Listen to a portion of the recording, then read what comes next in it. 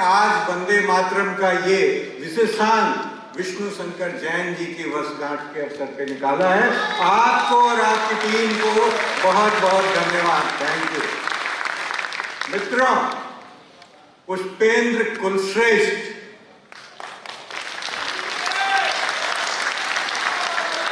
परिचय की जरूरत है क्या?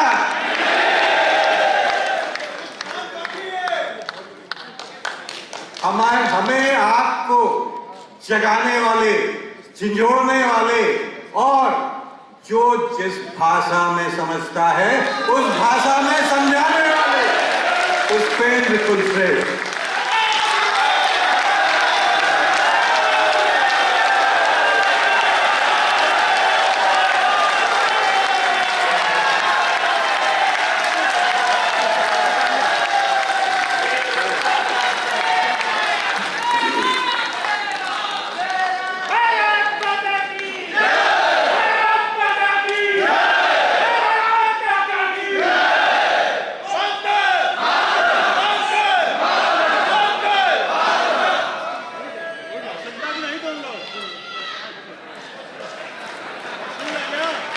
आप सबका बहुत बहुत धन्यवाद। और इसलिए भी धन्यवाद करना चाहता हूं, बनारस में 4 घंटे तक खामोशी से आप सुनते रहें और उसके बाद फिर सुनने की मंशा हो तो आपको मुबारकबाद।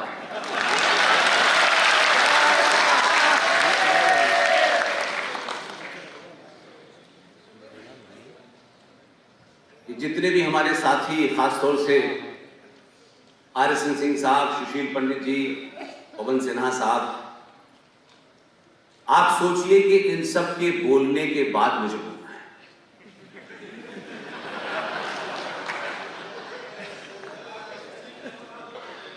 इसलिए सुशील भाई की पीड़ा ये सुशील भाई की नहीं है।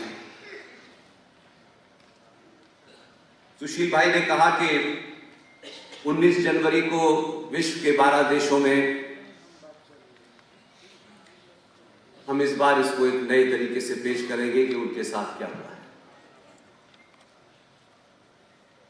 विश्व के 12 देशों में जाने के बावजूद भी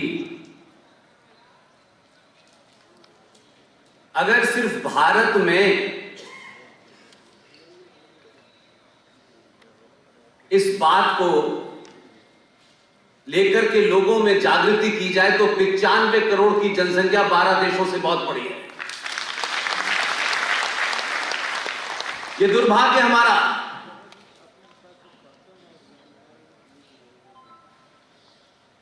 सौ साल पहले, 200 साल पहले, 1000 साल पहले क्या हुआ, क्या नहीं हुआ, इतिहास में क्या पढ़ाया, स्कूल में क्या पढ़ाया, विश्वविद्यालय में क्या पढ़ाया, मैं वहां से बात शुरू करता ही नहीं।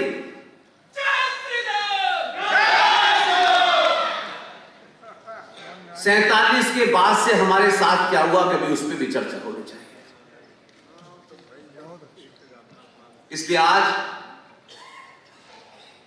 ये पहला ऐसा प्रोग्राम है जो सतीश भाई और उनकी पूरी टीम ने इसे तैयार किया। लेकिन मेरा एक आग्रह था उनसे कि ज्यादातर जगह पे मैं और कर्नल RSN सिंह साथ जाते हैं। इस देश में पिछले 10-11 साल में कोई 700 से ज्यादा सभा कर चुके हैं। हमने कहा था कि क्योंकि बनारस का मामला है और बनारस में सिर्फ प्रोग्राम करने हम लोग नहीं आए, इसलिए जिन जिन लोगों ने पूरे देश में हमारी सभाएं रखी, हमने कहा कि उन शहरों के लोगों में से जो ऑर्गेनाइजर हैं उसमें से भी कुछ को बुलाइए यहां प्रयागराज से पूरी एक टीम आई हुई है। यहां भोपाल से इस सफर में 2 बहनें बनी, वो दोनों आई हुई हैं। इस पूरी जन जागृति में हम लोगों ने अपने आप से एक लक्ष्य रखा है कि इसी समाज में बहुत सारे युवा जो बहुत कुछ करना चाहते हैं, सिर्फ उनके साथ खड़ा होना था। और हम ये मानते हैं कि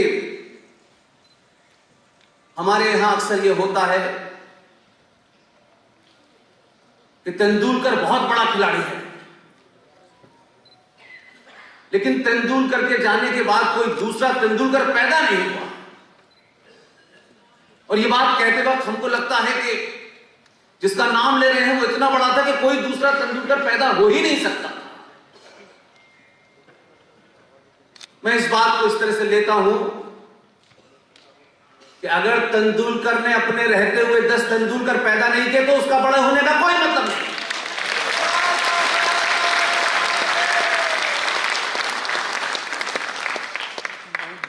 इसलिए जम्मू में आपके बीच में हमारे एक युवा साथी विशाल गुप्ता बैठे हैं। उत्तराखंड से रूबल पडलिया साहब यहां आए हैं। गुना से शेरा राजपूत आए हैं। ये अपने अपने शहरों में अपने सीमित साधनों के साथ लड़ रहे हैं।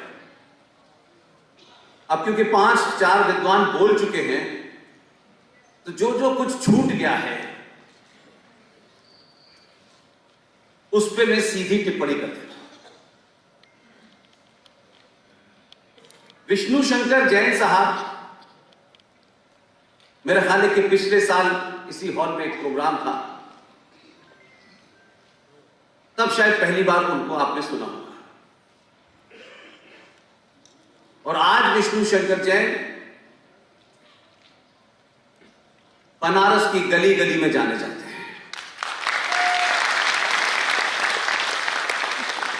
और इस प्रोग्राम के पीछे की जो मेरी मंशा है, जो मैं कहने आया हूं, वो मैं पहले कह देता हूं, फिर जवाब दूंगा। इस युद्ध में जो कोर्ट के अंदर लड़ा जा रहा है, हम इतिहास में जयचंदों की बहुत सारी बातें करते हैं। वो था, उसने ऐसा किया, वो था, उसने ऐसा किया। हम ऐसी चीजें पढ़ के बंद कर देते हैं। इसलिए आज हमारे बीच में वो कौन लोग थे जिन्होंने इस ज्ञानव्यापी मस्जिद, और इस शब्द को कहने में मुझे बड़ी तकलीफ सी होती है क्योंकि ये बड़ा कंट्राडिक्टरी वर्ड है, ज्ञान और मस्जिद, ये 2 अलग अलग चीजें हैं। लेकिन आज भी एक पिता और एक पुत्र पूरी ईमानदारी से एक युद्ध लड़ रहे हैं। उन्होंने किसी संगठन से गुहार नहीं लगाई कि हमें अपना समर्थन दीजिए। लेकिन मुझे यह ताज्जुब हुआ कि दिल्ली से कोई 2-1 जोकर यहां आए, किसके कहने पे आए, किसने उन्हें आगे बढ़ाया, और उन्होंने हिंदू पक्ष के नाम पर जो भोली भाली 5 महिलाएं थी, किसी एक के माध्यम से इस लड़ाई को आपस में लड़वाने की कोशिश की। और ताज्जुब मुझे जब हुआ कि जो इस्लाम के मानने वालों का पक्ष था, वही उस तथाकथित जो फ्रॉड कोई आया है, मैंने सुना है यहां आपके बीच में, वही एफिडेविट उसका भी है। और तीसरी घटना, विष्णु शंकर जैन कोर्ट में सुनवाई के दरमियान उनकी हताशा निराशा इस हद तक थी कि मुझे जो खबर दिल्ली में दी गई कि कुछ लोगों ने सुनवाई के बाद विष्णु शंकर जैन पे हमला किया। बनारस में आज भी कोई गद्दार ये करके निकल सकता है जिंदा? इसलिए मेरी अपनी ये पीड़ा थी। मैंने सतीश भाई से कहा, इस पक्ष से जो भी जुड़ा है, वो छोटा है बड़ा है, हमको इसमें कोई इंटरेस्ट नहीं, सबको बुलाइए। हम सामूहिक तौर पर जो कुछ भी हमारी थोड़ी सी ताकत है, हम यहां इसलिए आए हैं कि विष्णु शंकर अकेला नहीं है।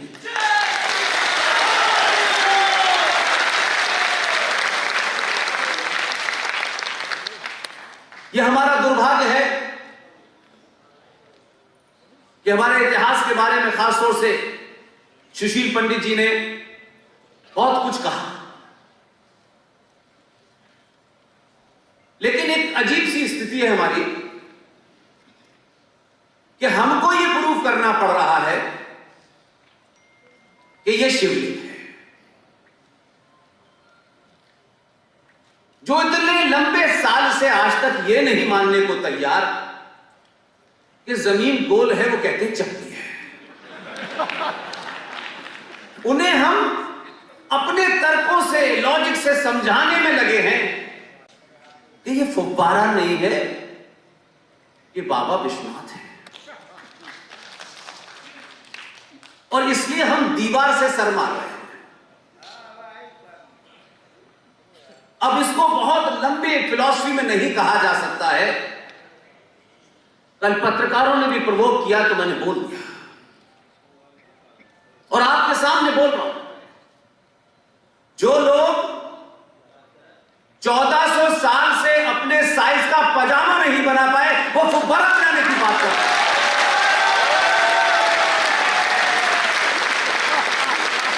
वो कहते हैं हमने ताजमहल बनाया है, हमने कुतुब मीनार बनाई है। ऊंट की पीठ पे खड़े होकर खजूर तोड़ने वालों के कोई कुतुब मीनार नहीं मिलती। तो एक नैरेटिव कैसे क्रिएट किया जाता है, और एक शब्द समाज उस नैरेटिव को तोड़ नहीं पाता है, और नैरेटिव के ऊपर सारी ताकत रखती है। आपके पास हजारों नैरेटिव, इसलिए किसी शत्रु ने आपको उस नैरेटिव में फंसाया हो ऐसा नहीं है। इसलिए जब अपनों पे बात हो तो तलखी ज्यादा होनी चाहिए। शत्रु से तो हमको पता है कि वो क्या करेगा, लेकिन जो हमारा अपना है वो क्या कर रहा है, शिकायत उससे है। इसलिए एक नहीं आपने, हमारे जिन लोगों का यह काम था, संतों का, महंतों का, आश्रम में बैठने वालों का, अध्यापकों का, बुद्धिजीवियों का, उन्होंने नहीं किया ये काम,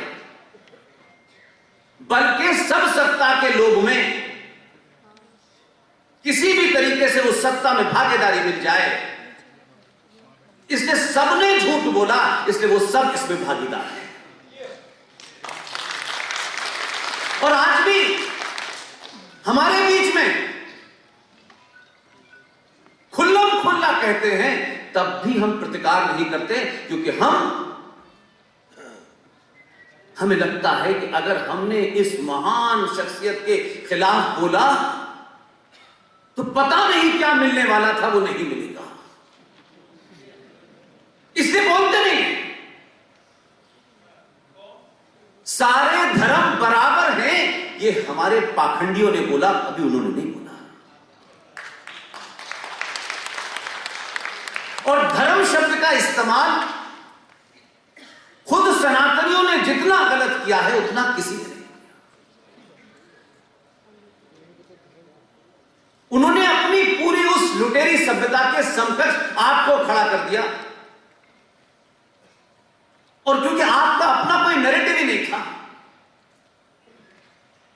तो आप कन्विंस नहीं थे,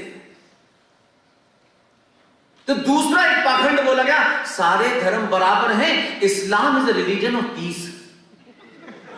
इस्लाम शांति का मजहब है।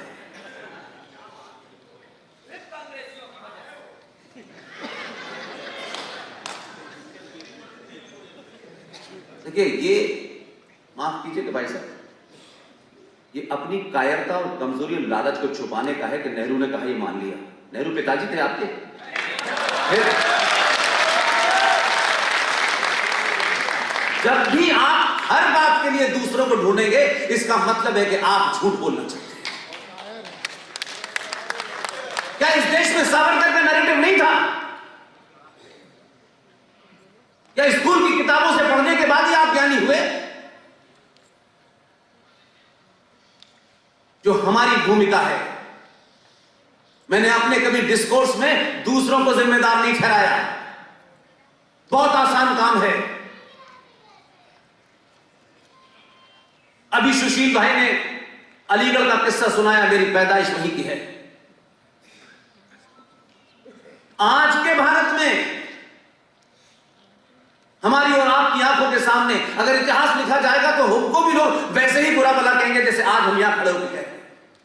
और ना कहें, इसलिए यह रास्ता चुना है कि अपनी भूमिका अदा करें। इतिहास तय करेगा कि हमने क्या किया।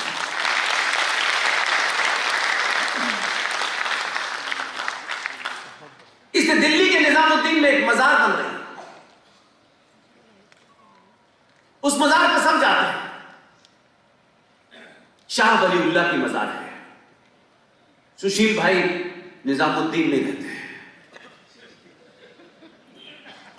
उस शाह वलीउल्लाह ने भारत में इस्लाम स्थापित करने के लिए यहां पर मुसलमानों के साथ क्या हो रहा है उसका बदला लेने के लिए शाह अब्दाली को खत लिखा कि आप भारत आइए। तो ना शाह वलीउल्लाह के साथ समय में था, न मैंने अब्दाली को देखा। मैंने अपनी आंखों से जिन अब्दाली और शाह वलीउल्लाह को देखा है, मैं वो जिक्र आपसे करना चाहता हूं, क्योंकि उस पे आप कुछ कर सकते हैं, शाह वलीउल्लाह पे कुछ नहीं कर सकते। दिल्ली राज्य का माइनॉरिटी कमीशन, उस माइनॉरिटी कमीशन का एक चेयरमैन आईएएस मुसलमान, उसने चिट्ठी लिखी 10 इस्लामिक देशों को। और 2022 के भारत में संचार क्रांति के बाद भी अगर हिंदू को यह नहीं पता है तो फिर माफ कीजिएगा, आपको कहने का कोई अधिकार नहीं है। सरकारी पद, सरकारी तनख्वाह, उसने खत 12-13 देशों को लिखा कि भारत में एक हिंदू हिटलर यहां आ गया है जिससे मुसलमानों को बहुत खतरा है। आप लोग अपने सत्ता का इस्तेमाल कीजिए। हम उसे उस पद से नहीं हटा पाए। यह 2022 का भारत है। यह राजनीतिक दल, वो राजनीतिक दल, उस पार्टी ने क्या कहा, इस पार्टी ने क्या किया, यह खेल में हिंदू फंसा हुआ है। ना इतिहास से सीखना चाहता है, ना अपने बराबर में जो हो रहा है उससे सीखना चाहता है। इसलिए मुझे जब मैं सुशील भाई को सुनता हूं, देखता हूं, सुशील भाई एक एक शब्द में कई कई हजार बात करते हैं। दुख है मुझे इस बात का। मेरा कैरियर 1988 में शुरू हुआ है और 89 और 90 की घटना अगर इस तथाकथित आजाद भारत में अगर कश्यप ऋषि की धरती पर उसके वंशजों का नरसंहार हुआ और पूरे भारत को उसकी खबर नहीं लगी भाई साहब, तो आपको ये बताने के लिए कि 32 साल पहले उनकी पूजा पद्धति और उपासना के कारण उन हिंदू पंडितों का नरसंहार हुआ, इसके लिए आपके लिए एक फिल्म बनानी पड़ी, तब देश को पता चला ये हमारे सोने की पराकाष्ठा है।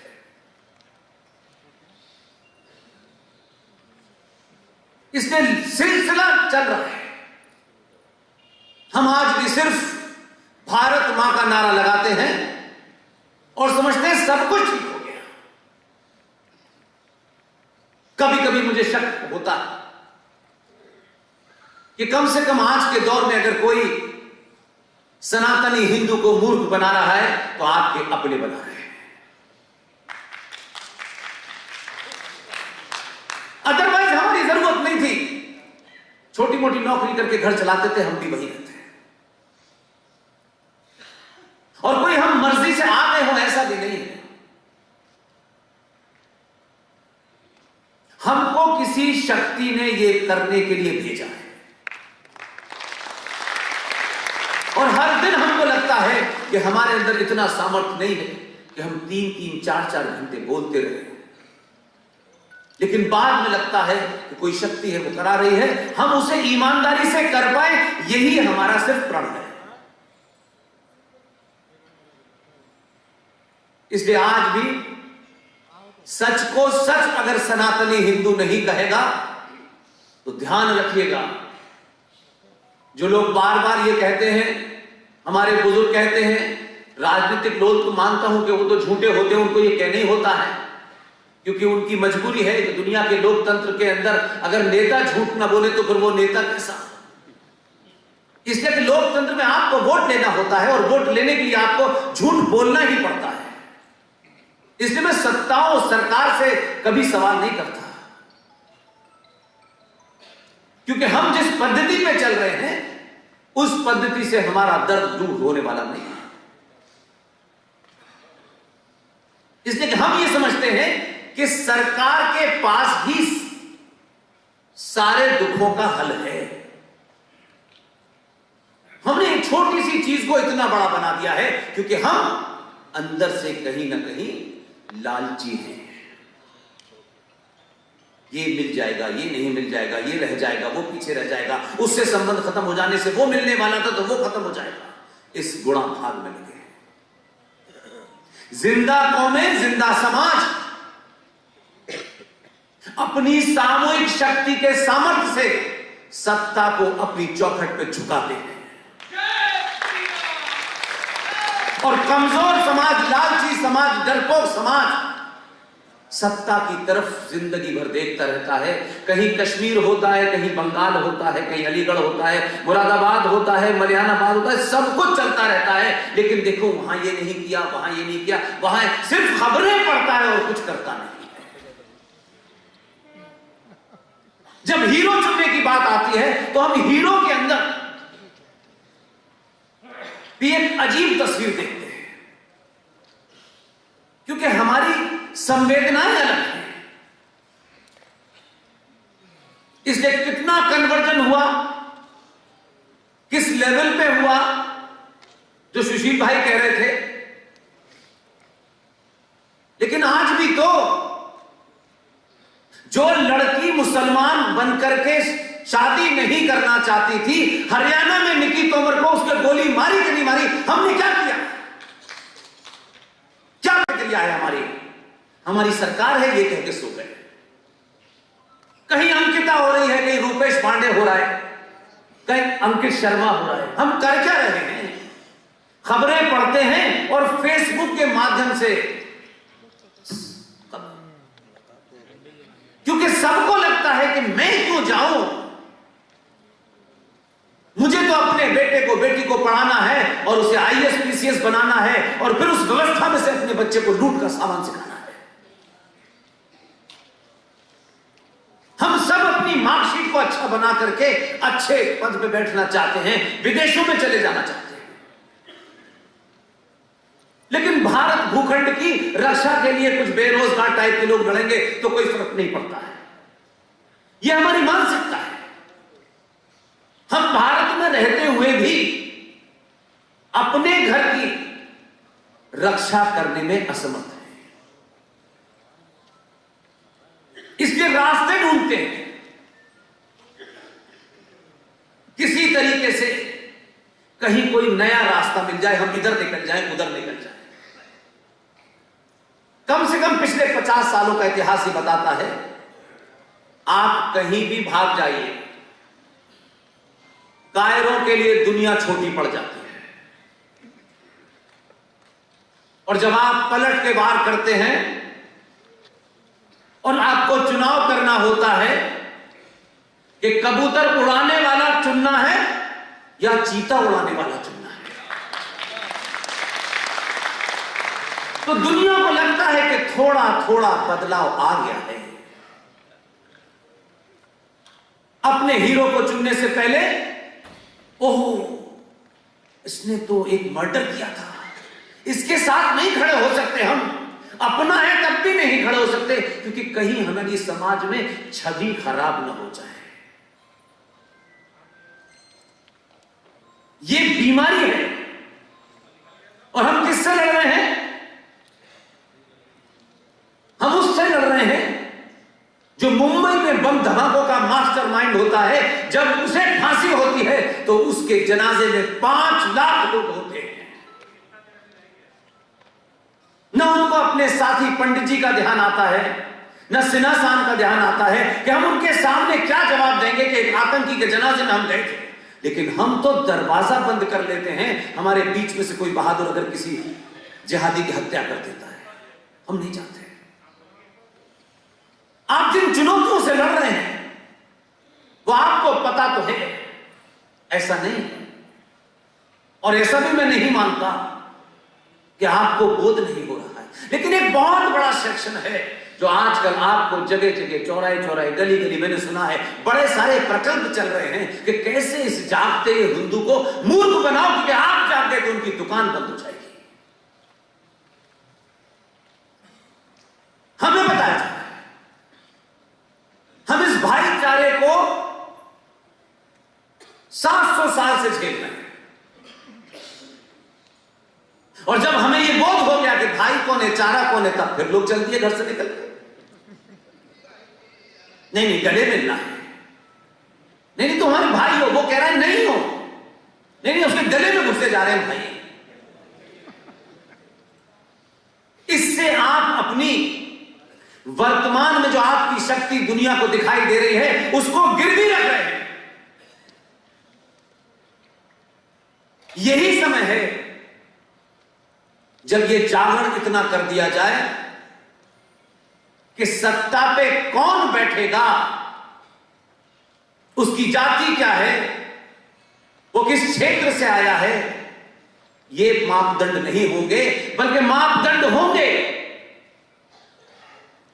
कि इस वर्तमान भारत राष्ट्र को इस्लामिक जिहाद से बचाने वाला अगर किसी आदमी ने 2002 में अपना रोल प्ले किया है तो हमारा हीरो वही होना चाहिए।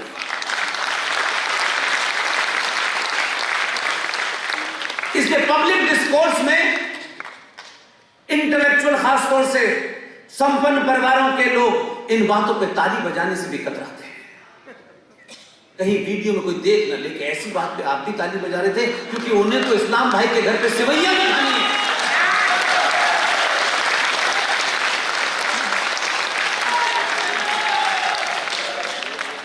उस शत्रु बोध का आपको अंदाजा नहीं है। और आप तो पहले ऐसे लोग हैं कि आप तो हर काम को शत्रु से अनुमोदित कराते हैं। अच्छा वो कह रहे हैं इसलिए हम ठीक हैं। थोड़ा सा वो तो डॉट बराबर बदलाव आया है और दुनिया कह रही है कि हिंदू इंटॉलरेंट हो गया है। अगर राष्ट्र बचाने के लिए हिंदुओं को चौराहे चौराहे, गली गली को ये कहता है ये इंटॉलरेंट हो गए हैं, तो जोर से कहिए हां इंटॉलरेंट हैं। तुम्हारी बकवास, तुम्हारे घटिया विचार, तुम्हारी पूजा पद्धति हमको एक्सेप्ट नहीं है। पूरा इतिहास बताता है कि आज तक हमने किसी की गर्दन पे तलवार रख के उससे ये नहीं कहा कि तुम हमारा मत मान लो, हमने नहीं कहा। लिहाजा जो लोग आपके सामने खड़े हैं वो है कौन? ये वाला अच्छा है, ये वाला मॉडरेट है, ये थोड़ा सा कट्टर है। ये परिभाषाएं हमने अपनी कायरता को छुपाने के लिए गढ़ी है।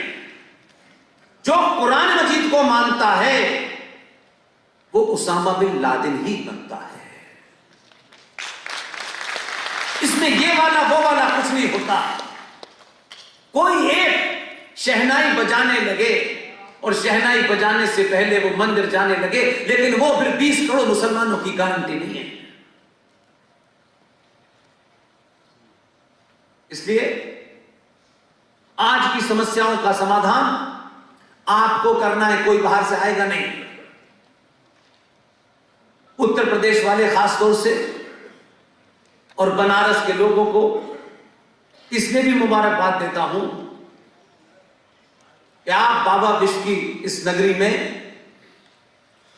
आसानी से किसी को अपनाते नहीं हैं, क्योंकि यहां के जीवन की शैली कुछ और है। यहां अच्छे अच्छे की नहीं सुनते लोग, अच्छे अच्छों को पानी पिला देते हैं। और अगर आप 2-2 बार सुन रहे हैं तो मान लीजिए कि फिर काशी बदल रहा है, और काशी बदलेगा तो जो सुशील भाई कह रहे थे, इसका असर फिर काबे में भी नजर आएगा।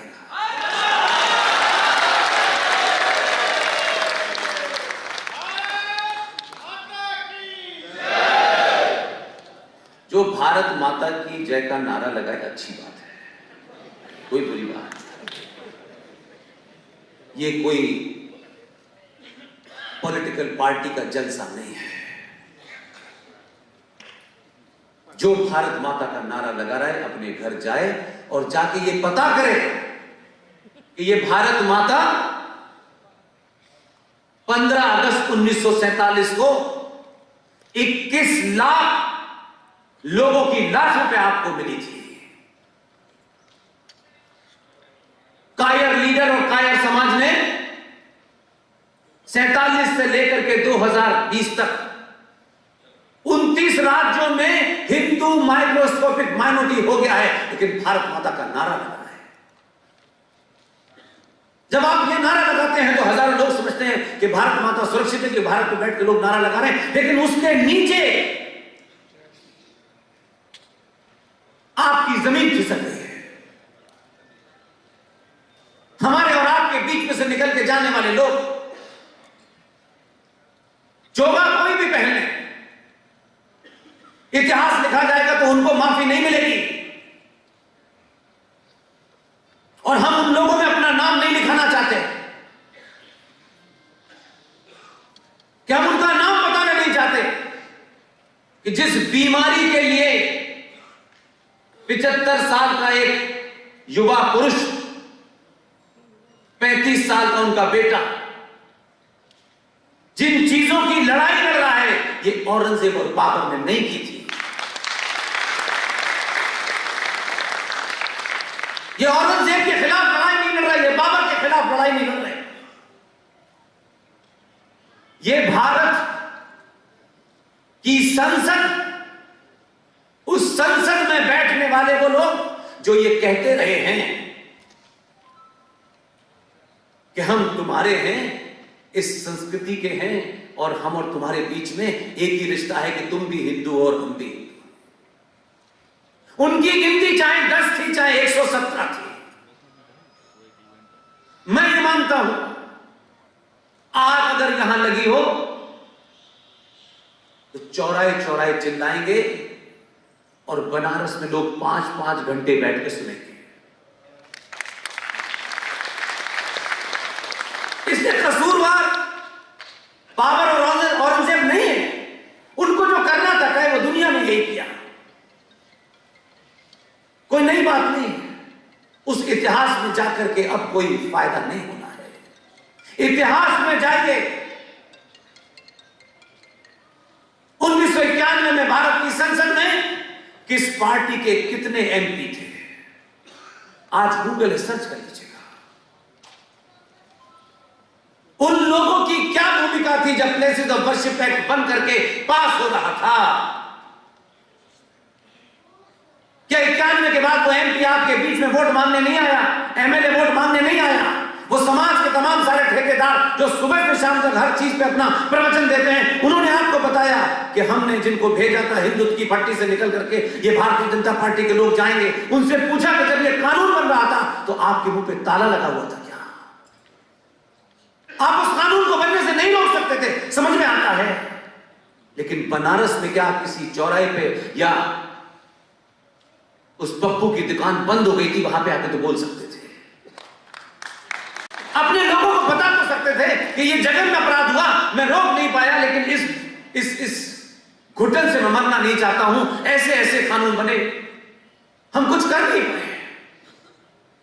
हमने तो आज तक सरकार से न कुछ कहा, न सरकार से कोई मांग की, न ये कहा कि सरकार ये करे न करे। हम जानते हैं सरकार कैसे चलती है, हम उस तरफ आ गए।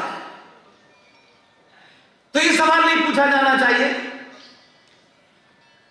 91 में प्लेसेस ऑफ वर्शिप एक्ट बन गया, हम खामोश बैठे रहे, बन गया, रख गया। अब याद आया, सत्ताओं की अपनी मजबूरी हो सकती है, मैं उसमें भी नहीं जाना चाहता, लेकिन विपक्ष में बैठकर अगर विवाद थी तो लोगों को बता तो देते हैं।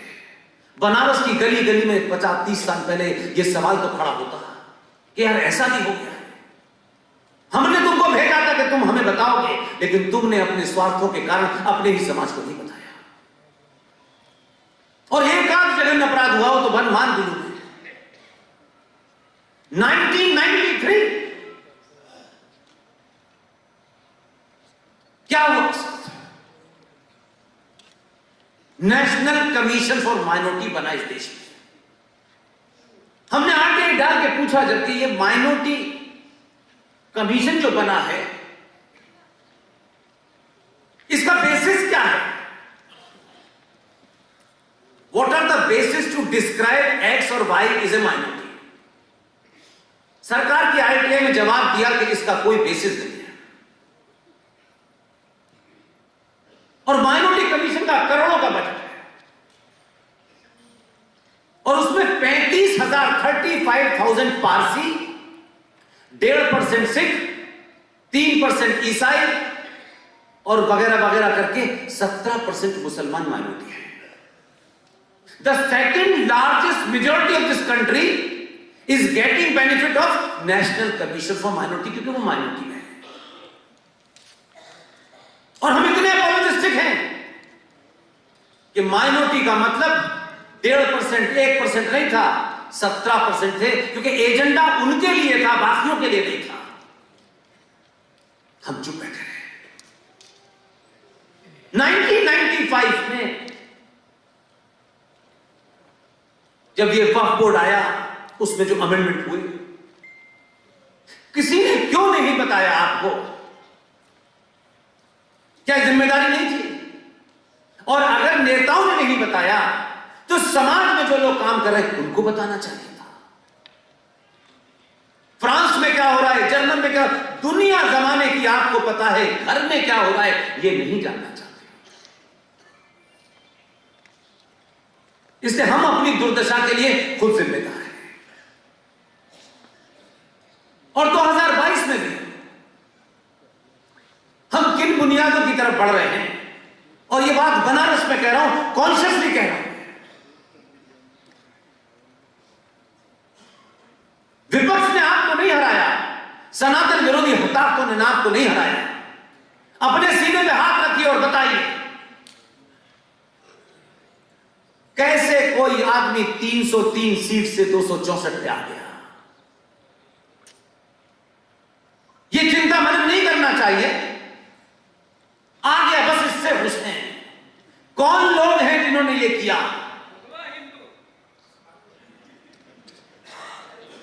कल ये 64 से 200 पे चला जाएगा, आप कुछ गालियां देंगे, आपस में झगड़ा करेंगे, चले जाएंगे और फिर अपने भाग्य को गाली देंगे कि देखिए फला आ गया। कम से कम इतनी लंबी दास्तान जो सुशील भाई ने बताई है, लोग अपने इतिहास से सीखते हैं, हम सीखने नहीं चाहते। हम जिक्र बहुत करते हैं इतिहास का। दुनिया का, सभ्यताओं का नियम है, जो अपने इतिहास को भूलते हैं। और हमारे यहां तो यह भी कहा गया है, क्योंकि राजनीतिक सत्ताएं जब राष्ट्र में दखल देती हैं तो नैरेटिव कैसे बदल जाता है और कायर और लालची समाज उस नैरेटिव को ओढ़ लेता है। कुछ लोगों की सुविधा हुई तो भारत सेकुलर हो गया, कुछ लोगों की सुविधा हुई तो सेकुलर होने के बाद भी, यानी बाबा साहब अंबेडकर का संविधान सेकुलर नहीं था, फिर उसे सेकुलर किया गया और 76 में सेकुलर होने के बाद यह गजब का सेकुलर हुआ। संविधान सेकुलर है, लिखित में सेकुलर है, लेकिन माइनॉरिटी कमीशन भी यहां है, 5,500 करोड़ का सच्चर कमीशन भी यहां है, मुस्लिम एजुकेशन बोर्ड भी यहां है, वक्फ बोर्ड भी यहां है, पर्सनल लॉ बोर्ड भी यहां है। कहीं दुनिया में सुना यह डिबेट नहीं होनी चाहिए, पार्लियामेंट में कोई इस पर डिबेट नहीं करना चाहता। जो बात हरिशंकर जैन साहब ने कहा कि आर्टिकल 30 के तहत पहले से ही आपने गड़बड़ कर रखा है, यानी पिछले 70 सालों में आपका अचीवमेंट यह है कि भारत के संविधान में जो कुछ आपके पूर्वज थोड़ा बहुत ठीक ठाक करके गए थे, आपने 70 सालों में इस चाटुकारिता के चलते, दलाल नेताओं के चलते एक पैरेलल व्यवस्था खड़ी कर दी है। अब हमारी सारी ताकत इस पीढ़ी की लगती है कि पहले ये प्लेसेस ऑफ वर्शिप एक्ट का मुकदमा लड़े और व्यवस्था में बैठे हुए लोगों से भी लड़े, और अपने लोग ये समझेंगे बस वो लड़ रहे हैं, हमारा काम क्या है, हम तो ताली बजाएंगे। क्या इन जैसे योद्धा पूरे देश में लड़ रहे हैं? कभी किसी ने पूछा? विष्णु शंकर जैन, क्या तुम अपना कैरियर नहीं बना सकते थे? क्या हरिशंकर जैन को एज ए अधिवक्ता, एज ए एडवोकेट, इनके ज्ञान का लोगों को पता नहीं था, इसलिए बाबरी मस्जिद वालों ने इनको करोड़ों रुपए की पेशकश की थी, हमारा मुकदमा न लो। लेकिन ये नहीं लड़े। लेकिन समाज ने पूछा, करोड़ों रुपया ठुकराने वाले हरिशंकर जैन साहब, विष्णु शंकर जैन साहब, इस युद्ध को लड़ते में कभी आपको कोई पैसे की तंगी तो नहीं आई है? सिर्फ पूछ ही लेते, ये कभी मांगते नहीं आपसे। और आप पूछते तो पूरे देश में हजारों विष्णु शंकर पैदा हो जाते कि समाज आज की चुनौतियों से लड़ने वाले योद्धाओं की चिंता करने लगा है। बस इतना ही तो कहना था। इसलिए आज भारत राष्ट्र के सामने कोई चुनौती नहीं है, कोई चुनौती नहीं है, क्योंकि जब तक हम देश और राष्ट्र में फर्क नहीं समझेंगे, धर्म और मजहब में फर्क नहीं समझेंगे, यह चुनौती हमेशा बनी रहेगी। और ये कोई ऐसा ज्ञान नहीं है कि इसके लिए शंकराचार्य के पास जाना था। हमारा साहित्य, हमारे संस्कार, हमारी परंपराएं, हमारी मान्यताएं यह बताती हैं कि धर्म का मतलब पूजा पाठ नहीं होता। धर्म का मतलब होता है आपकी ड्यूटी, आपका दायित्व क्या है, पिता का दायित्व क्या है, मां का क्या है, बहन का क्या है। राजा का धर्म होता था अपनी प्रजा के प्रति कि उसे क्या काम करना है। लेकिन आपको तो गीत बजाना था, शहनाई सुननी थी, तो आपने कहा हम इसी नैरेटिव को चला देते हैं, और ये शत्रु ने चलाया, क्योंकि उसने अपने लूटने की संस्कृति को एक आदर्श संस्कृति के समकक्ष खड़ा कर दिया। और आप चिल्ला चिल्ला के कह रहे हैं सारे धर्म बराबर है, और आपके घर में वो बेटी सुन रही, उसके कानों में ये बात जाती है कि पापा भी कह रहे हैं और मम्मी भी कह रही हैं, देखो सारे धर्म शांति का संदेश देते हैं। और वो बेटी जब शांति दूतों के साथ चली जाती है तो कहते हैं घर वापसी करनी है। तब वो पूछती है कि आप भी तो कह रहे थे सब बराबर है, तो मैं तो इधर से उधर चली गई, फिर तकलीफ क्या है? आप जाने अनजाने में अपने त्वरित तत्कालिक फायदे के लिए अपनी संतानों के सामने भी झूठा नैरेटिव रख रहे हैं, और पूरी दुनिया में सबको खुलकर बताया जाता है। वो अपनी बात से कभी छुपाते नहीं हैं। आपका शत्रु भी है लेकिन फिर भी कोई छुपाता नहीं है बात, लेकिन आप अपनों से भी छुपाते हैं, और शत्रु चिल्ला चिल्ला के बताता है तब भी नहीं मानते। इसलिए आप एक भीड़ तंत्र से ज्यादा कुछ नहीं हो गए। हमारी गिनती इतनी है, हम सरकार को पैसा देते हैं तब सरकार चलती है, हम जीएसटी इतना देते हैं, हम इनकम टैक्स इतना, ये आपका काम है, दीजिए। कभी किसी उन्होंने बताया कि हम इनकम टैक्स कितना देते हैं? कभी नहीं बताया।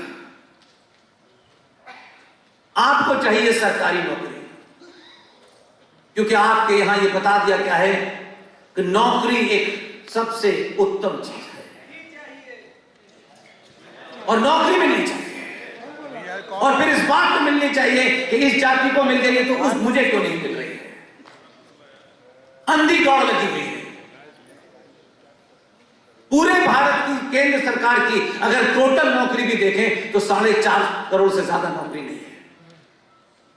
आपने कोई ऑल्टरनेट इंतजाम नहीं किया। आप सोच रहे हैं कि 100 करोड़ हिंदुओं में से सबको नौकरी सरकारी मिल जाएगी। दूसरों ने अपना इंतजाम कर दिया, किसी का इंतजार नहीं किया कि संसद में हमारे 400 एमपी आएंगे तब हम भारत को इस्लामिक राष्ट्र घोषित करेंगे। उनको अपना एजेंडा पता था, उनको अपना लक्ष्य पता था, और आपके बीच में से दलालों की फॉल्ट लाइन पती थी, कौन कौन खरीदा जा सकता है, खरीद लिया उन्होंने। आप कहते हैं वो पंचर पुत्र हैं, लेकिन आप ही के बीच में से एक आदमी, अगर उनके अच्छा वकील नहीं था तो उन्होंने कपिल सिब्बल को 25 लाख में कोर्ट में खड़ा किया। हमसे पूछिए, यह सार्वजनिक मंचों से कहने की बात नहीं है, लेकिन अगर बनारस में मैंने ये बात नहीं कही तो फिर मैं कहीं और नहीं कह पाऊंगा। सुशील जी जानते हैं इस देश को 370 तो बहुत सुना हमने, ऐसा लगता था कि 370 ही सारे मुसीबत की जड़ है। हमारे अपने लोगों ने नहीं बताया कि 370 से ज्यादा खतरनाक 35 पे थी, उसकी चर्चा नहीं हुई कभी। उस मुकदमे को लड़ने के लिए हमारा एक साथी अब इस दुनिया में नहीं है। उस मुकदमे की जब डेट आती थी सुप्रीम कोर्ट में, एच.एस. दत्तू की अदालत में वो कोर्ट एक्सेप्ट किया गया। जब जब डेट आती थी तो दिल तो होता था कि डेट आए, जल्दी फैसला हो, लेकिन डेट आती थी तो दूसरा दर्द शुरू होता था कि जो वकील साहब देश के जाने माने विद्वान आदमी, जिनकी हैसियत यह थी कि एच.एस. दत्तू की सुप्रीम कोर्ट की अदालत में जब खड़े हुए 30 सेकंड में मुकदमा हमारा एक्सेप्ट हो गया। लेकिन वही कर्नाटक से जब वो आते थे दिल्ली तो उस 80 साल के बुजुर्ग से हम ये नहीं कह सकते थे कि अपनी टिकट करा, टिकट चंदे से खरीदते थे हम लोग, किसी तरह उनकी टिकट के पैसे हो जाए। टिकट ले ली और दिल्ली पहुंचे, पता चला कि जज साहब आए नहीं अगली डेट की। ऐसा लगता था कि बस हमारी लड़ाई समाप्त हो जाएगी। हमारी स्थिति यह है आज भी। माफ कीजिएगा, मैं किसी का हिसाब किताब घर लेके नहीं जाता हूं, पब्लिकली बराबर करता हूं। एक राज्य है उत्तर प्रदेश से लगा हुआ, सुना है वहां 4 बार से कोई मुख्यमंत्री है लगातार। मैं उनके राज्य में उनके निवास में बोल के आता हूं, क्या स्कूल की किताबों में बच्चों को पढ़ाना है? एक राजा था जो 4 बार रहा, बस इतना ही पढ़ाना है या कुछ करना भी है? राजा का काम बुजुर्गों को तीर्थ में भेजने का नहीं होता कि हमने बुजुर्गों का इंतजाम कर दिया है ये तीर्थ पे जाएंगे। राजा वही जिंदा रहता है जो अपने समय की चुनौतियों को अपने सामने समाप्त कर देता है। उस सरकार के अंदर और बाहर कौन लोग हैं जो भोजशाला को 4 बार मुख्यमंत्री होने के बाद ये साहस नहीं जुटा पा रहे कि ये भोजशाला का मामला समाप्त होना चाहिए? विष्णु शंकर काशी से दिल्ली जाएंगे, दिल्ली से फिर फ्लाइट पकड़ के वहां जाएंगे। क्या हमारे बीच में विष्णु शंकर नहीं? वो कन्विक्शन क्यों नहीं है? क्या विष्णु शंकर ने कभी खड़े कभी ये बताया कि हम कैसे लड़ रहे हैं? नहीं। और ये भी जो मैं कह रहा हूं ये मेरी कथा है, उन बेचारों ने कभी मुझे ऐसा एहसास भी नहीं कराया। तो हम किसी के पूछने का, बोलने का, भीख मांगने का इंतजार करेंगे? हम खुद नहीं पूछ सकते, हम खुद कुछ नहीं कर सकते। हम कितनी बार कश्मीर गए, कश्मीर की कहानी आज भी आधे से ज्यादा देश नहीं जानता, जानता ही नहीं है। हम तो इसको 12-13 साल से लगातार बोल रहे हैं, और आज भी कश्मीर के बारे में झूठी खबरें पढ़ना, झूठे नैरेटिव क्रिएट करना, ये हम कर रहे हैं। क्योंकि इस वक्त हम हैं, इसलिए हमें कोई डिस्टरबेंस नहीं चाहिए। आप रहे न रहे, इसी वक्त डिस्टरबेंस चाहिए हमको, क्योंकि आप तो आने जाने हैं, कोई फर्क नहीं पड़ता है। ये कॉन्स्टिट्यूशन कल भी था, ये आईपीसी कल भी थी, ये 1935 का गवर्नमेंट ऑफ इंडिया एक्ट कल भी संविधान में था, आज भी है। 1860 का पुलिस कानून कल भी चल रहा था, 1861 का एविडेंस कानून कल भी चल रहा था, आज भी चल रहा है। आर्टिकल 44 बराबरी की बात कहता है, लेकिन उसे इस देश का कोई भी नेता लागू नहीं करता। तो आर्टिकल बदल गया क्या? संविधान बदल गया क्या? क्योंकि आपने कभी भी ये सोच के वोट दिया ही नहीं था कि हम ये वोट देते क्यों हैं, हम आखिर चाहते क्या है सरकार से। आपने तो इतने पीछे जाके ले गए कि लोग आपको अगर अंतरराष्ट्रीय पटल पे देखें तो लोग हंसेंगे आपके बारे में। भारत की राजधानी दिल्ली है, देश के विद्वान लोग बताए जाते रहते हैं, हर अंतरराष्ट्रीय मामले पे उनकी नजर होती है, कई सारी विश्वविद्यालय हैं, लेकिन उसी दिल्ली के अंदर 2 रुपए किलो चावल और 2 महीने की बिजली मुफ्त पे आप सरकार में लोगों को बैठाते हैं, आप बैठाते हैं। और उनके अंदर भी सुशील भाई, उनके अंदर एक आदमी, हम ऐसी चीजें नहीं देखना चाहते। एक आदमी जीत के आया उस 70 विधानसभा के लोगों में से, वो बाकी लोग कहां बिजी हैं, उसने अपना एजेंडा पूरा किया अकेले ने। आपके यहां तो बहुत सारे, किसी से पूछ लो तो वो 10 आपको ज्ञान बता देगा, ऐसा नहीं था, वैसा नहीं। एक अदने से एमएलए ने, जिस दिल्ली सरकार की ताकत बड़ी कम होती है, ना लैंड उनके पास है, ना पुलिस उनके पास है, लेकिन जब यहां उसका एजेंडा था तो पता नहीं चला। अब जब कुछ हो गया तो अच्छा हमें पता चला। वो आदमी दिल्ली वक्फ बोर्ड का चेयरमैन भी था। 270 परिवारों को वक्फ बोर्ड के नियम के अनुसार उसने घर खाली करा के बता दिया। आज उसमें मुसलमान रह रहे हैं। दिल्ली में किसी को पता है ये खबर कि हम सिर्फ अखबार पढ़ने वाली खबर ही पढ़ते हैं और अखबार में नहीं आई तो फिर सब ठीक है, चले गए वो खाली करके। वो एक भी हो तो उसका एजेंडा होता है, वो आपके यहां भी था तब भी उसका एजेंडा था, लेकिन हमारा कोई एजेंडा नहीं। हमारे पास 4 गाड़ियां हो, 10 कमरे का मकान हो, और शर्मा जी को कैसे नीचा दिखाना है इसकी चिंता में लगे हैं। वर्मा जी शर्मा जी को नीचा दिखा रहे हैं, शर्मा जी वर्मा जी को दिखा रहे हैं, इसी में लगे हुए हैं।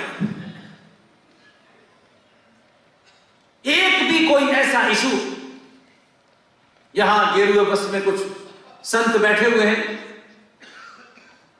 हो सकता है कि ये अच्छे लोग हों, लेकिन इन संतों से भी सवाल पूछिए, उन पुजारियों से भी सवाल पूछिए। हम जहां पैदा हुए वहां तो कुछ और ही परंपरा थी, इसलिए हमारा उसमें दखल नहीं है, लेकिन पिछले 20-25 साल में जो देखता हूं तब मुझे ताज्जुब होता है कि ऐसा कैसे हो सकता है।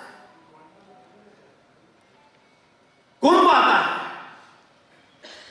ये मैं अपनी इसलिए बता रहा हूं कि मैं उस बैकग्राउंड से नहीं।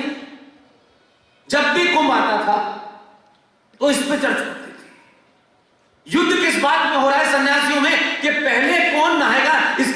तलवारें चल रही हैं। फला अखाड़ा पहले नहाएगा या ये अखाड़ा नहाएगा, इसके ऊपर हत्याएं हो रही हैं। आश्रमों के ऊपर फिल्में बन रही हैं, गंदी फिल्में बन रही हैं। एक सन्यासी सड़क पे निकला जो सबसे प्योरेस्ट आपका इंस्टीट्यूशन है, जिसकी अपनी एक महत्वता और पवित्रता है। हम ब्राह्मण हैं, ठाकुर हैं, बनिया हैं, सब कुछ है, लेकिन आज के आपके सामने ओपन है। RSN सिंह साहब ने काशी के शंकराचार्य के बारे में बताया। शंकराचार्य रात के 12 बजे गिरफ्तार हो जाए, उस पर बलात्कार का केस लगे और भारत के अंदर एक प्रतिक्रिया ना हो, कौन डरेगा आपसे? क्योंकि आपने तो अपनी चुटिया सरकार को दे दी है। आज भी एक शंकराचार्य हमारे बीच से चले गए। ये घर के अंदर की बात थी, ये मठ मंदिरों के अंदर तय होनी थी, ये चौराहों पे तय नहीं होनी थी। आपने अपने उस पद की गरिमा को भंग किया है। ये हमारा काम नहीं है, समाज का काम नहीं है। ये बचे हुए 3 शंकराचार्यों का काम था। वो चुपचाप बैठते, कहीं से एक फैसला देते। अखबारों में रोज मजाक हो रहा है। कोई चीज छोड़ी आपने कि भाई इस संस्था का सवाल नहीं होगा, और आप उनसे बात कर रहे हैं। एक 2 कौड़ी का मस्जिद का मौलवी अगर आप उसके बारे में कुछ कहते हैं तो पूरे देश में प्रतिक्रिया हो जाती है। उनके आपसी झगड़े हो सकते हैं, हजारों झगड़े हैं, और कुछ झगड़े तो ऐसे हैं जो आप शायद जानते भी नहीं। तब भी वो जानते हैं कि इस वक्त लड़ाई हमारे आपस की नहीं है, इस वक्त लड़ाई काफिर से है। तो इस वक्त दोनों कौन कौन साथ हैं? जिन्होंने अली का कत्ल किया, प्रॉफिट मोहम्मद के दामाद का कत्ल किया, जिन्होंने प्रॉफिट मोहम्मद की बेटी का कत्ल किया, जिन्होंने प्रॉफिट मोहम्मद के नवासों का कत्ल किया, कलमा पढ़ पढ़ के किया, अल्लाह अकबर कह के किया, वो दोनों भी आपके सामने यूनाइट हैं।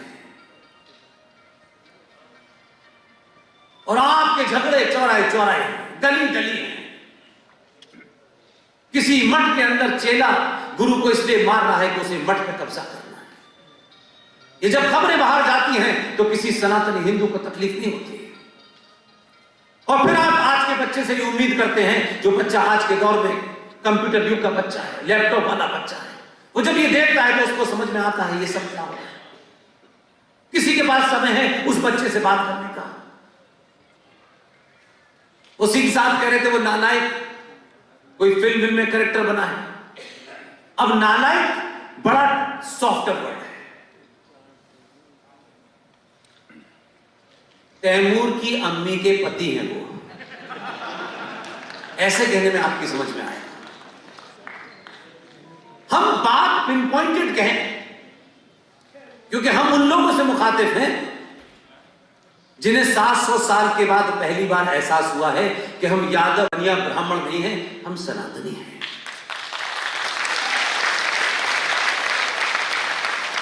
इसलिए यह बदलाव किसी एक पार्टी, किसी एक संगठन की ठेकेदारी नहीं है।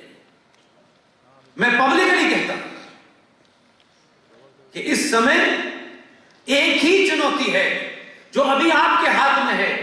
इसलिए मैंने कहा इस गलतफहमी और इस इल्यूजन से बाहर निकलिए कि हम 95 करोड़ हैं, भारत हमारा है, सेना हमारी है, पुलिस हमारी है, जुडिशरी हमारी है। ये गलतफहमी से बाहर निकलिए।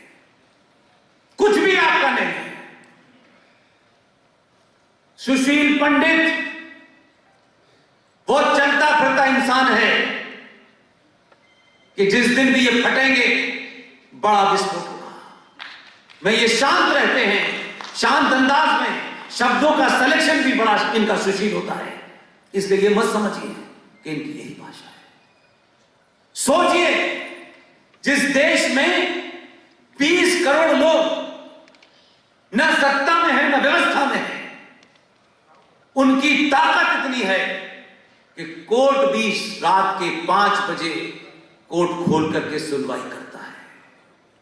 और सुशील पंडित जो कि सुशील है, उनको लगता है कि यह व्यवस्था जो बनाई गई है, इस व्यवस्था में मेरी बात सुनी जाएगी। ये भी गए थे।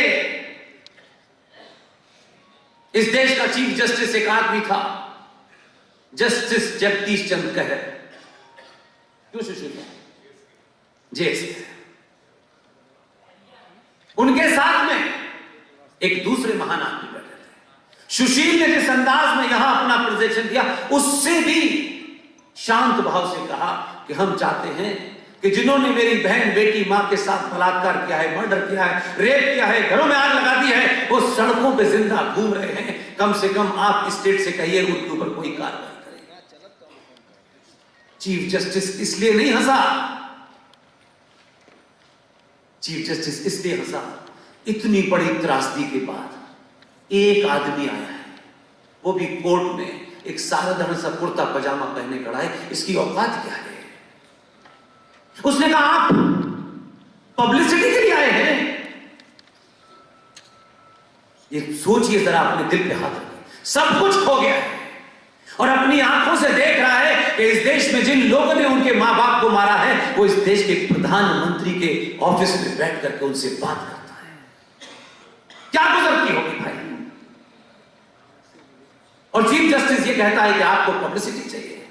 इनका विनम्र निवेदन था कि अगर हम कोई ना एक्टर हैं, ना हीरो हैं, ना सेलिब्रिटी हैं, हम तो आपसे गुजारिश कर रहे हैं। हंसी और एक बहुत ही सरकास्टिक अंदाज में इनकी पिटीशन रिजेक्ट कर दी। देश बोला, कहीं प्रतिक्रिया हुई नहीं। इसे कहते हैं सिर्फ सत्ता का बदलाव राष्ट्र की सुरक्षा की गारंटी नहीं है। सत्ता देश चलाती है, वो एक जमीन के टुकड़े को सुरक्षित रखती है। उस व्यवस्था को चलाने के लिए पुलिस है, सेना है, कोर्ट है, कचहरी है, ये सब अंग हैं और सारे अंग एक दूसरे से जुड़े हैं और किसी ना किसी नियम कानून से बने हुए। हम सोचें कि छोटे छोटे देशों में ये नहीं हो रहा, लेकिन एक 95 से 100 करोड़ की आबादी का देश है जिसने कभी भी चिड़िया तक को नहीं मारा। इतना लंबा उनका कालखंड है कुचलने का, लेकिन किसी पे हथियार नहीं उठाया। सिर्फ इसलिए कि हमने ये मान लिया है कि हम जिसको चुन देंगे वही हमारा भाग्य विधाता होगा और वही नियम कानून से चलाएगा। ना आपको नियम का पता है, ना कानून का पता है। इसलिए आप चाहते हैं हिंदुत्व की परिभाषा भी सुप्रीम कोर्ट तय कर रहा है। सबरीमला में जेंडर जस्टिस भी सुप्रीम कोर्ट तय कर रहा है। हमने तो पब्लिकली कहा कि जज साहब जरा मस्जिद में भी जेंडर जस्टिस बता दीजिए, शाम को पता चल जाएगा। इसलिए प्रतिक्रिया देना, सामूहिक देना, तर्क और तथ्यों के साथ देना बहुत आवश्यक है। यही वजह है कि पिछले 5-6 साल में जो लोग भी इस देश में कहीं कहीं भी काम कर रहे हैं, उसमें 2 नाम और जोड़ता हूं जिनका जिक्र किया था सुशील भाई ने। और तब तक जब तक इस पर फैसला ना हो जाए, मैं आपका लंबा इम्तिहान नहीं लूंगा। बनारस के लोग 9:15 बज रहे हैं, 5 मिनट बाद खत्म करता हूं। बोलिए सर, बोलिए आप। अच्छा सर, थैंक यू। अच्छा, मैं तो 5 घंटे से सुन भी रहा हूं और बोल भी रहा हूं।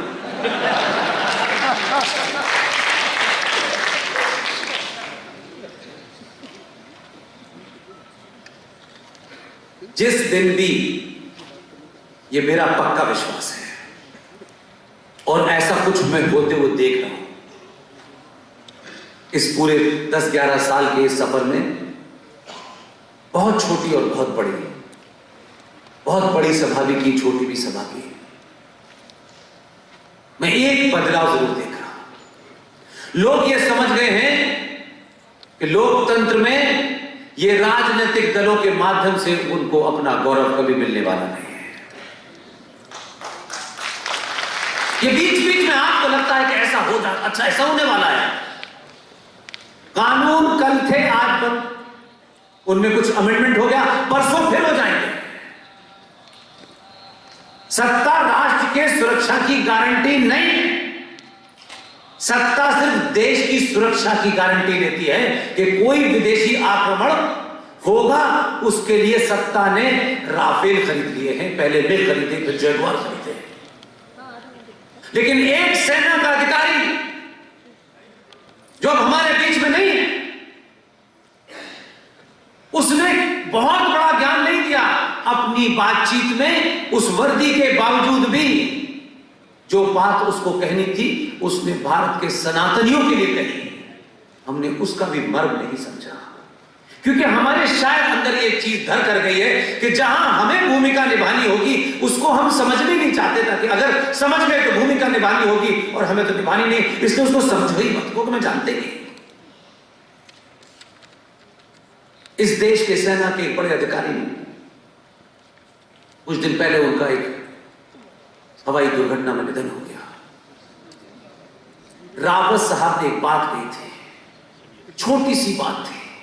उन्होंने कहा कि भारत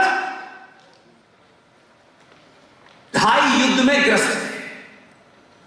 दुश्मन को समझ में आ गया कि यह कहां इशारा कर रहा है, इसलिए उनकी जो मृत्यु हुई, और यह नहीं कि मैं बहुत इंटेलेक्चुअल बात आपसे कह रहा हूं कि बहुत सारे ऐसे लोगों को समझ में आया।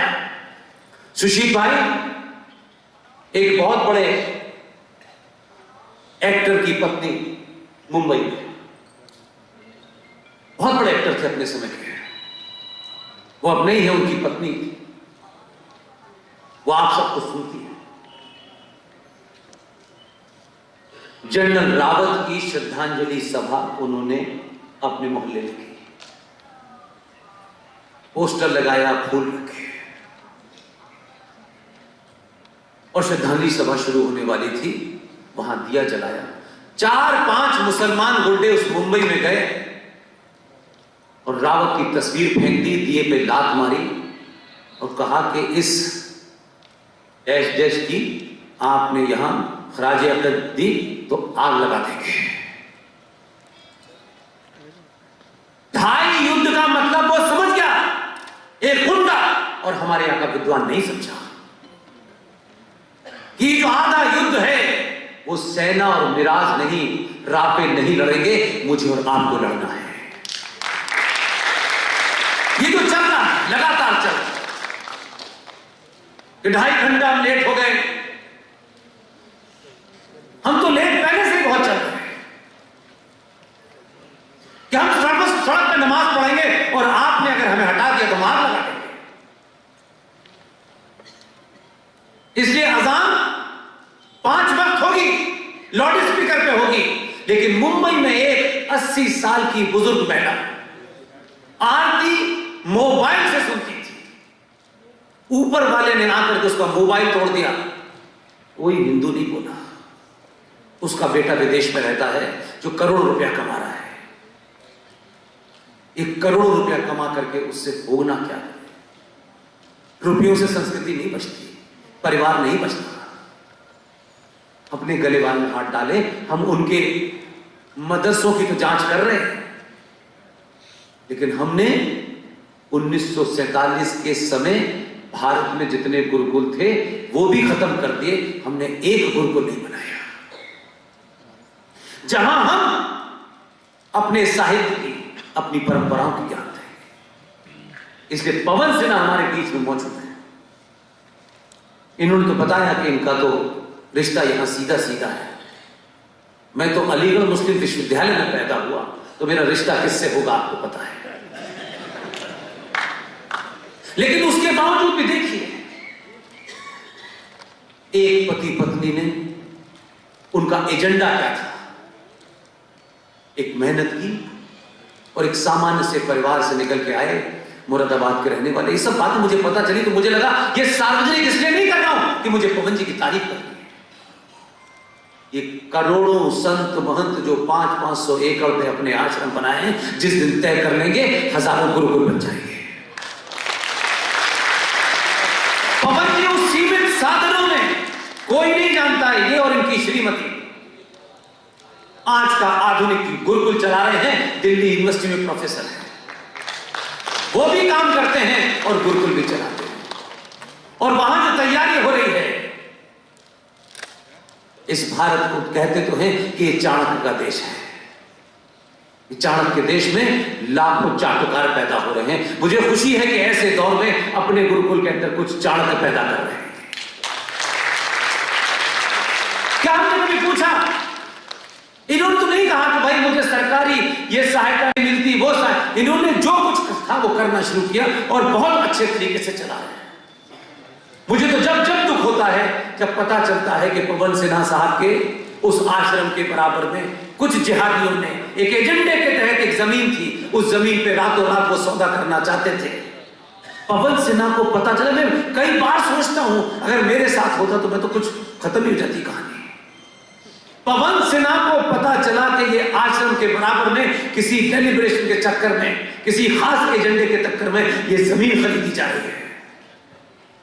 इनके पास एक छोटा सा मकान था, इन्होंने औने पौने में सौदा करके अपनी जमीन को बचाया ताकि जिहादी आश्रम के पास ना आ सके। मंदिर जाएंगे आप, आपके हर मंदिर के साथ आस्था नहीं जुड़ी हुई। ये बनारस के लोगों के लिए नहीं कह रहा, मैंने जो अपनी आंखों से देखा है उसकी बात। आप मंदिर भी अपने काम की हैसियत में कितनी रिश्वत देनी है वो बात करते हैं। अगर इस मंदिर के अंदर हमारी मनोकामना पूरी नहीं हुई तो हम तत्काल नए पे चले जाते हैं। और इतने सब कुछ होने के बावजूद भी एक चांदनिया की जरूरत पड़ गई, वहां भी चले जाते हैं। जय साईं दीपक इस दौर में एक सामान्य परिवार के अंदर कोई बच्चा इंजीनियरिंग कर लेता है, एमबीबीएस कर लेता है, पूरे मोहल्ले में मिठाई बांटी जाती है। लेकिन इसी देश में ऐसे लोग भी हैं। इसलिए मुझे उनसे उम्मीद है कि आज वो लोग जो आईआईटी खड़गपुर के टॉपर थे, किसी से कुछ कहा नहीं, संगठन बनाएंगे फिर चंदा इकट्ठा करेंगे, इससे कुछ नहीं होता।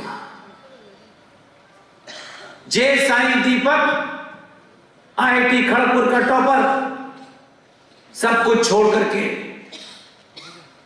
सुप्रीम कोर्ट में इस बात की लड़ाई लड़ रहा है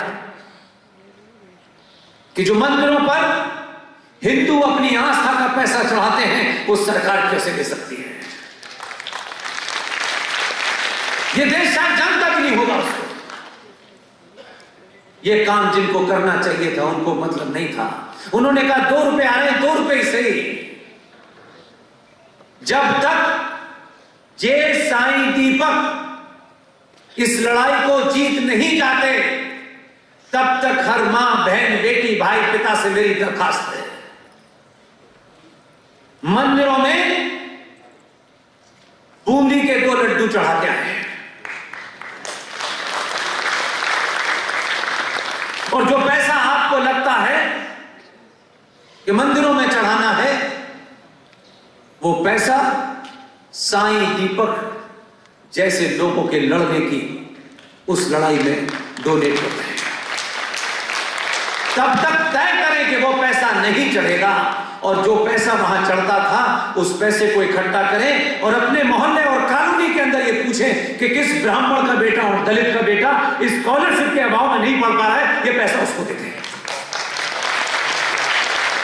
कम से कम इतना तो करें, क्योंकि जो बात सुशील भाई कह रहे थे, यही पैसा तो जा रहा है जिससे सच्चर कमीशन का 5,500 करोड़ का बजट चलता है। यही पैसा तो जा रहा है जो वक्फ बोर्ड प्राइवेट बॉडी का आदमी पब्लिक सर्वेंट कहा जाता है। वाह, कमाल। इसलिए लड़ाई एक नहीं है, कई सारे मुद्दे हैं। लेकिन मैं एक बात कह के अपनी बात समाप्त करता हूं। ये लड़ाई कोर्ट में हजारों हरिशंकर जैन साहब और हजारों सुशील पंडित जी और हमारे इस बनारस के जो यहाँ के स्थानीय वकील हैं, ये सब लड़ते रहेंगे। कोर्ट में कोई केस होता है तो चर्चा का विषय बनता है, लोगों को तब पता चलता है कि अच्छा ये बात जो उन्होंने कही थी ऐसी है। ये चलती रहेगी।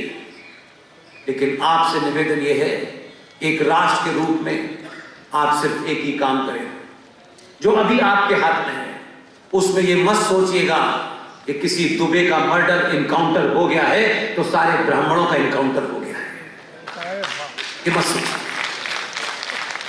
अगर आप इतने ईमानदार होते तो यह भी आपको बताना चाहिए था कि जिस दुबे के कारण यह नैरेटिव बनाया गया उत्तर प्रदेश में कि यह सरकार ब्राह्मणों के खिलाफ है, तो फिर दुबे साहब से भी पूछना चाहिए कि आपने जीते जी अपने 20 लोगों में से 16 ब्राह्मणों का मर्डर किया था।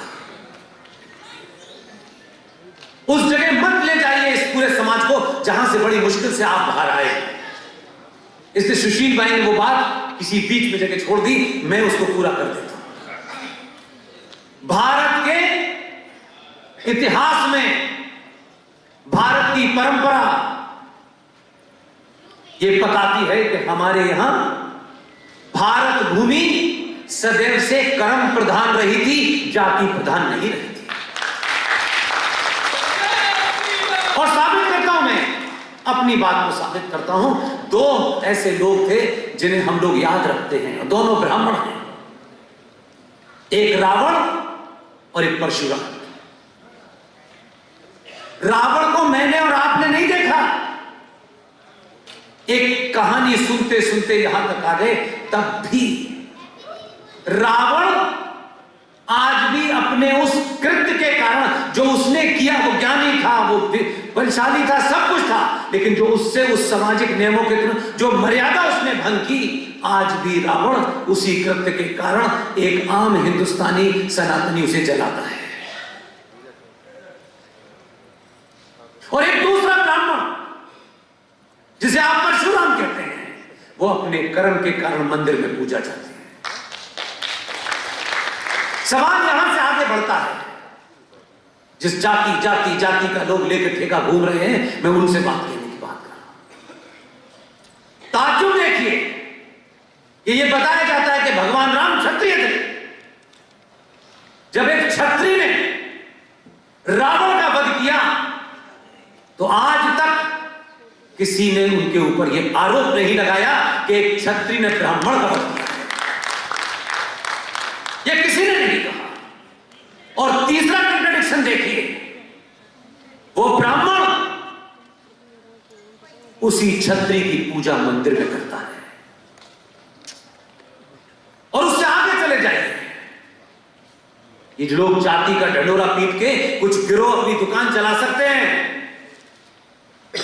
वही ब्राह्मण जो उस क्षत्रिय की पूजा कर रहा है जिसने रावण की हत्या की, वो ये मानता है कि इसने ब्राह्मण का वध नहीं किया, उसके उस कृत्य का वध किया था। और वही ब्राह्मण मंदिर में बैठ करके वाल्मीकि की लिखी रामायण पढ़ा रहा है, शर्मा जी की नहीं पढ़ा रहा। कौन से जातिवाद की आप बात कर रहे हैं? ईमानदार होते तो परशुराम का एक ही बात था, जन्म जाते शूद्र, मनुष्य जन्म से शूद्र पैदा होता है, अपने कर्मों से बनिया ब्राह्मण बनता है। आप कहां से चले थे, कहां गए? कम से कम अपने आज से अहद कीजिए। अगर आपने यहां 5 या 6 घंटे हम जैसे साधारण लोगों को सुनने के लिए बिताए, तो आज से 2 बातें ध्यान रखिएगा।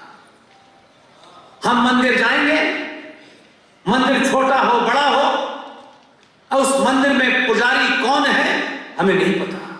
उस पुजारी का घर पता करेंगे कि वो मोहल्ले में कहां है, उसके कितने बच्चे हैं, उसके परिवार का कितना 10,000, 15,000, 20,000 होगा। जब तक आपको लगता है उस पंडित जी का जो उस मंदिर को देखते हैं, उस डिब्बे में नहीं डालना है जिसको सरकार ले जाती है, उसमें बूंदी के लड्डू डाल दीजिए ताकि सरकार ले जाए। उस 20,000 खर्चा, 25,000 खर्चा उस पंडित जी के घर जाइए और उसके घर दे दीजिए और पैसा चढ़ाना बंद कर दीजिए। और हमें से किसी की भी बात आपको तर्कों पे, तथ्यों पे अच्छी लगती हो, इस दौर में एक आदमी तय करे कि आज से मैं ये काम नहीं करूंगा और किसी को नहीं करने दूंगा। इसलिए मैं फिर एक बार अपने उसी स्लोगन की तरफ वापस लौट के अपनी बात खत्म करता हूं। आप लिख सकते हैं तो लिखिए, बोल सकते हैं तो बोलिए, चिल्ला सकते हैं तो चिल्लाइए, और अगर ये तीनों काम करने में असमर्थ हैं तो जो चिल्ला रहा है उसके साथ खड़े हो जाइए। बहुत बहुत धन्यवाद।